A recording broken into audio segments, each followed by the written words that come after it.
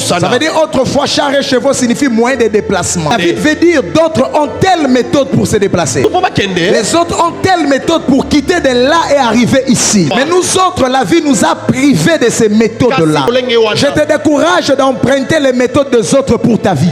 Ta destinée n'a pas de jumelles. Ta destinée n'a pas de âme sœur. Une méthode peut réussir chez l'un sans réussir chez l'autre. Tu ne peux pas prendre les règles de la vie de quelqu'un pour l'imprimer sur toi. Tel que nous sommes là, chaque personne a la voie que le Seigneur a tracée pour le sortir d'une situation. Le Seigneur te demande après cette anouka que tes yeux s'ouvrent afin que tu n'empruntes pas les méthodes des autres. Je dis afin que tu n'empruntes pas les voies des autres. D'ailleurs, je prie au nom de Jésus que l'onction prophétique tombe sur toi et que tu sois capable de détecter les voies et les chemins excellents que le Seigneur a dressés pour toi. Que la Bible dit ceux qui se confient à l'Éternel, ils trouvent dans leur cœur les chemins tout tracés. Lorsque tu mets ta confiance à l'Éternel, les chevaux et les chars des autres ne te disent rien, parce que tu ne trouveras pas à l'extérieur. Réveillez-vous à la réalité. Réveille-toi. Soubeaka. Rise up. Nous voulons ce Dieu-là. Alléluia. Si c'est la même onction, c'est le même Dieu d'Abraham, d'Isaac, Dieu de Jacob. Allons tous à la montagne. Sois prêts, nous allons partir sur la montagne. Wake up! Réveille-toi. Wake up! Oh la rama cobra tamasela rabando se cabra. Licabrando bossanda. Afin de ne pas tout détruire, je reprends le texte. Ainsi parle l'Éternel. Quand il se trouve du jus dans une grappe, on dit, ne la détruis pas, car il y a là une bénédiction. J'agirai de même pour l'amour de mes serviteurs, afin de ne pas tout détruire. Hier, j'ai abordé un message. Par la grâce de Dieu, je viens aujourd'hui rajouter quelques briques sur ce que j'ai dit hier. Je nous ai parlé sur la tête de Saül. Je nous ai parlé sur l'épée d'Ésaü. J'étais ici en train de nous dire qu'il y a des personnes dont la vie les a tout privés. Mais au-delà que la vie les a tout privés, la vie les a quand même laissé quelques détails qui peuvent se servir afin de sortir des prisons que la vie les a accablés. Ça, c'est la science des saints. Et c'est la philosophie de Dieu. Dieu ne vous renvoie pas vide. C'est qu'en venant sur la terre, vous serez confrontés à des méchants. Vous serez confrontés à la sévérité de la vie. La vie pourra vous traiter d'une manière sévère. Je disais tantôt, parfois, même Daddy l'a dit hier, des personnes bourrées de talents mais sous-cotées. Des personnes qui devraient être ce qu'ils étaient censés être, mais la vie leur traite d'une autre manière. Bien-aimés dans le Seigneur, j'avais dit hier que nous ne sommes pas tous pareils. Oui, la connaissance qui vous amène à croire que vous êtes tous pareils, c'est une connaissance fausse. Elle n'est pas une vraie connaissance. On peut être tous égaux au niveau de la ressemblance, mais nous ne serons jamais égaux au niveau du fonctionnement. On peut se ressembler par rapport à la tête, les mains, les pieds, ainsi de suite, mais on ne va jamais se ressembler par rapport à la facilité dont la vie offre à l'un ou à l'autre. Vous étiez tous près de la piscine de Bethesda, mais ne vivez pas tous les mêmes réalités. Le fait que vous vous asseyez près de votre voisin, cela ne signifie pas que vous vivez la même réalité que ses voisins. Le fait qu'on dise ici tous amen d'une manière à l'unisson, cela ne signifie pas forcément que nous avons tous le même style de vie. Nous ne vivons pas tous pareil. Nous n'avons pas tous le même avantage. Nous n'avons pas tous les mêmes recommandations. David pouvait même le dire, d'autres s'appuient sur des chars, d'autres s'appuient sur des chevaux. Dit, mais nous n'avons que le Dieu d'Israël. En fait, celui qui est en train de parler ici est le roi d'Israël. À l'époque, la royauté d'une personne est mesurée par rapport à son armement. On ne peut pas parler d'armement de l'époque sans parler de chars et de chevaux. C'est comme ça que vous allez voir que Élie lui-même pesait toute l'armée d'Israël. C'est comme ça qu'il pouvait faire tête à Akab Achab et à Jézabel. Élisée ne savait pas ces choses. C'est le jour où ils arrivent au-delà du Jourdain qu'il va constater que l'homme avec qui je marche, il n'est pas seul. Il a été transporté du ciel, mais au milieu de chars et de chevaux. Un tourbillon de chars et de chevaux. Et étant roi, David devrait être en possession de chars et de chevaux.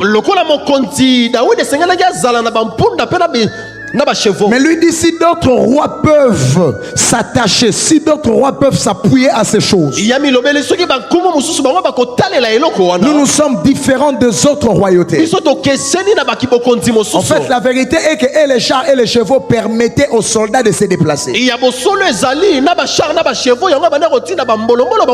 Ça veut dire autrefois, chars et chevaux signifie moyen de déplacement. Donc, David veut dire, d'autres ont telle méthode pour se déplacer. Les autres ont telle méthode pour quitter de là et arriver ici. Mais nous autres, la vie nous a privés de ces méthodes-là. Je te décourage d'emprunter les méthodes des autres pour ta vie. Ta destinée n'a pas de jumelles. Ta destinée n'a pas de âme sœur. Une méthode peut réussir chez l'un sans réussir chez l'autre. Tu ne peux pas prendre les règles de la vie de quelqu'un pour l'imprimer sur toi. Tel que nous sommes là, chaque personne à la voie que le Seigneur a tracée pour le sortir d'une situation. Tout ce que le Seigneur te demande après cette anouka, que tes yeux s'ouvrent afin que tu n'empruntes pas les méthodes des autres. Je dis afin que tu n'empruntes pas les voies des autres. Car je prie au nom de Jésus que l'onction prophétique tombe sur toi et que tu sois capable de détecter le voie et le chemin excellent que le Seigneur a dressé pour toi. C'est ici que la Bible dit ceux qui se confient à l'Éternel, ils trouvent dans leur cœur des chemins tout tracés. Ça veut dire lorsque tu mets ta confiance à l'Éternel, les chevaux et les chars des autres ne te disent rien. Parce que tu ne trouveras pas à l'extérieur. Ceux qui mettent leur confiance à l'intérieur trouvent des réponses à l'intérieur. J'aimerais parler à quelqu'un.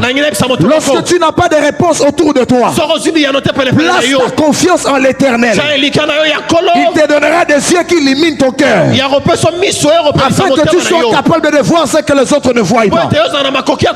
Si ton amen arrive ici, je commence à te bénir. Aujourd'hui, tu me dis amen, je commence à te bénir. En fait, le problème est que la plupart des fois que vous traînez dans une situation, c'est parce que vous n'avez pas vu ce que vous étiez censé voir.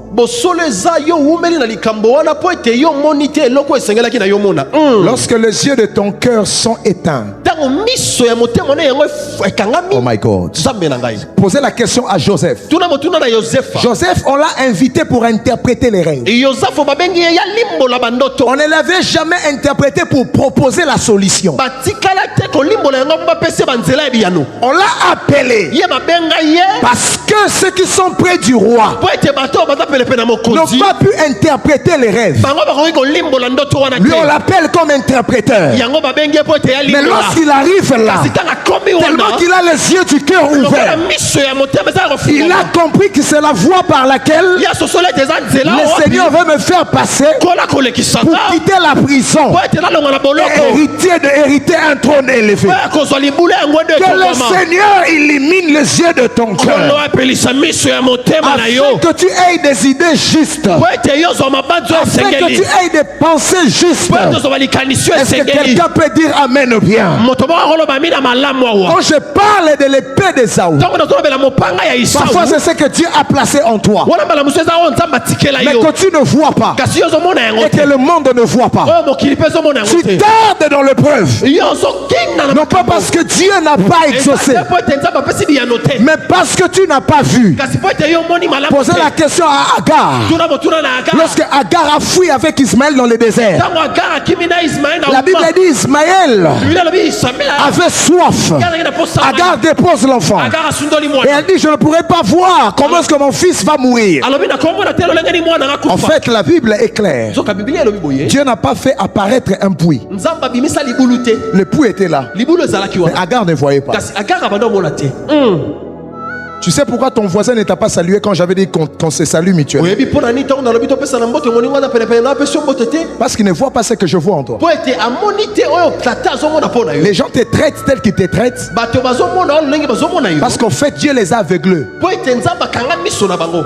Si Dieu les rend voyants, les gens vont s'attacher à toi par intérêt. Parfois les gens te regardent tel que tu es. C'est comme ça que Jésus est venu sur la terre, ni beauté ni éclat. Parce que notre Dieu est un stratège, il cache la grandeur dans la petitesse. Ton amen n'est pas arrivé ici. C'est comme ça Jean-Baptiste avait sur lui l'esprit d'Élie. La Bible dit il marchera avec l'esprit et la puissance d'Élie. Or Élie signifie l'Éternel est Dieu. Écoutez-moi très bien. Élie signifie l'Éternel est Dieu. Or la Bible dit votre Dieu est un Dieu qui se cache. Nous n'avons pas un Dieu qu'on voit à l'œil nu. Nous avons un Dieu qui se cache. Maintenant, lorsque une personne a sur lui l'esprit d'Élie, qu'est-ce qui se passe? Il reçoit l'autorisation de commencer à voir Dieu même lorsqu'il est dans ses cachettes. C'est comme ça lorsque Dieu s'est caché dans un corps de 33 ans. Il a fallu que Jean-Baptiste, qui était porteur de l'esprit d'Élie, qu'il puisse voir l'agneau dans un homme, la solution qui devrait être donnée à l'humanité était cachée dans le corps d'un jeune homme de 33 ans. Je suis venu dire à quelqu'un, ceux qui t'ont abandonné, c'est parce qu'ils n'avaient pas les yeux pour voir ce que tu étais.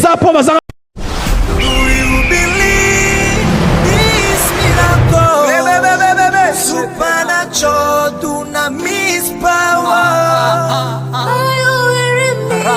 Receive a miracle.